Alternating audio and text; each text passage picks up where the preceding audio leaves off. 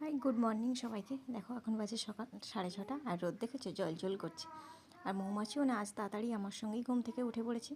আর এই যে জলখাবারে হবে রুটি, তাই আমি রুটিটা বেলে নিচ্ছি, তারপরে ভাজবো। আর ওদিকে দেখো বাবা মৌমাছিকে ঘুম পাড়ানোর চেষ্টা করছে, যেহেতু অনেক তাড়াতাড়ি উঠে পড়েছিল। আর এদিকে দেখো রুটিতে খাওয়ার জন্য সবজি হবে। এই যে সবজি আমি আর এই মাছগুলো ভেজে টক হবে, এখানে আমি সবজি তুলে দিয়েছি। আর ওদিকে মাছও ভাজা হচ্ছে।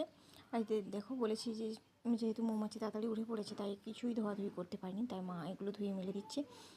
তো পরে বেলাতে এই ছাদে বসে আর এগুলো কাচা যাবে না, এখন রোদ আপাতত একটু কম আছে, তাই এগুলো ধুয়ে দিচ্ছি।